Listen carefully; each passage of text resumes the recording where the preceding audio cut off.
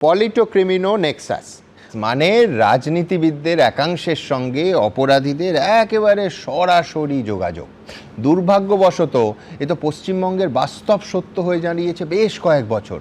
জাতীয় নির্বাচন কমিশনের অসাধারণ কৃতিত্বের জন্য শুধু দু দফায় ভোটের দিনগুলোতে খুনোখুনি হয়নি, লাশ পড়েনি, মৃত্যু হয়নি, কিন্তু ফল ঘোষণার পর থেকে আবার খুনোখুনি শুরু হয়েছে, আবার ওই বিচ্ছিরি চেনা বোমের ভিজুয়ালগুলো আসছে এবং চন্দ্রনাথ সহ পাঁচজন খুন হয়ে গেলেন, তার মধ্যে 3জন বিজেপি কর্মী, 2জন তৃণমূল কর্মী। আবার বলছি, গত 24 ঘন্টায় 3টে হিংসের ঘটনায় 3টে ঘটনাতেই আক্রান্ত বিজেপি কর্মীরা।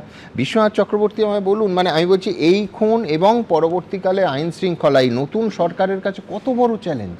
সুমন্দা, প্রথমত যে চন্দ্রকে চলে যেতে হলো শুধু শুভেন্দুর আত্মসহায়ক বলে। শুভেন্দুর সাথে রাজনীতিতে পরাজিত হয়ে যে শক্তিটা পরাজিত হয়েছে, শুভেন্দুর সাথে লড়াই করতে না পেরে চন্দ্রকে কিন্তু আজকে হারালাম আমরা।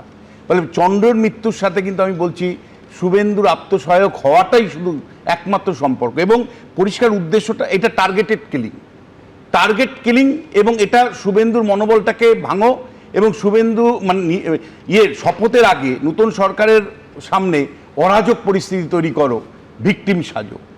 এর পেছনে সুমন্দা আমি কিন্তু বলছি চন্দ্রের পাশাপাশি গতকাল পানিহাটিতে যে বোমা এই প্রার্থীর মানে জয়ী প্রার্থীর বাড়ির কাছে, বসিরহাটে যে কালকে বিজেপির কর্মীর আহত হওয়া, মানে ছুরি আহত হওয়া, বা বরানগরে মানে ছুরির আঘাত করা এক বুথ সভাপতিকে, হাওড়াতে আজকে বোমাবাজি, এই যে পরপর যদি সাজান, এটাতে কিন্তু আমি পরিষ্কার রাজনৈতিক ষড়যন্ত্র পাচ্ছি। মানে আমি শাসন করতে পারিনি, তোমাকেও শাসন করতে দিব না। আমি পরাজিত হয়েছি, কিন্তু জয়ীকেও আমি মানে শাসন ব্যবস্থায় করতে দেব না। এখানে ডিজাইনটা খুব পরিষ্কার সুমন্দা।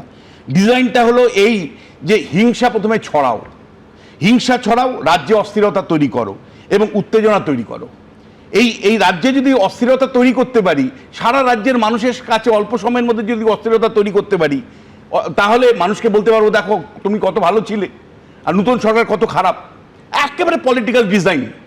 দ্বিতীয় স্তরটা কি, জিহাদি যে শক্তিটা তৈরি করেছে, যেটাকে লুম্পেনাইজেশন অফ পলিটিক্স আমরা দিনের পর দিন বলেছি, যেটাকে পলিটিকো মানে নেক্সাসের কথা বলছিলেন আপনি, সেই জিহাদি শক্তিকে ইনভলভ করো। দ্বিতীয় স্তরে জিহাদি শক্তিকে ইনভলভ করো এবং দিকে দিকে দাঙ্গা লাগিয়ে প্রমাণ করো যে রাজ্যে কত অস্থিরতা তৈরি করে দিয়েছে বিজেপি নতুন সরকার। তৃতীয় স্তরে হলো সমাজ মাধ্যমে ছড়াও, সমানে সারা দেশের সমাজ মাধ্যমে ছড়াও, ফেক নিউজগুলোকে যতবারও ছড়িয়ে দাও এবং ছড়িয়ে দিয়ে নিজেকে ভিকটিম সাজো। আমার সব শেষ হয়ে গেল এই বিজেপি সরকার আসার পরে।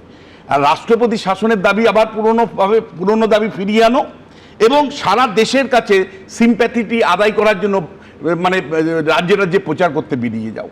রাজনীতি বিষয়টা এখানে শুধু আমি যোগ করব, আমি বিস্মিত হলাম তৃণমূল কংগ্রেস এই ঘটনায় সিবিআই তদন্ত, কোর্ট মনিটর সিবিআই তদন্ত দাবি করেছে। হ্যাঁ, আমি বলছি বিষয়টা লক্ষ্য করুন, যে সিবিআই তদন্তগুলো আটকাতে তৃণমূল কংগ্রেস আমার আপনার করের টাকায় কোটি টাকা, মানে লক্ষ টাকা প্রতিদিন পারিশ্রমিক নেন। এরম আইনজীবী নিয়োগ করেছিলেন এবং শেষ বিচারে কত কোটি টাকা ব্যয় হয়েছে কেউ জানে না। একটা পরিসংখ্যান সামনে এসেছিল, আমরা চমকে গেছিলাম।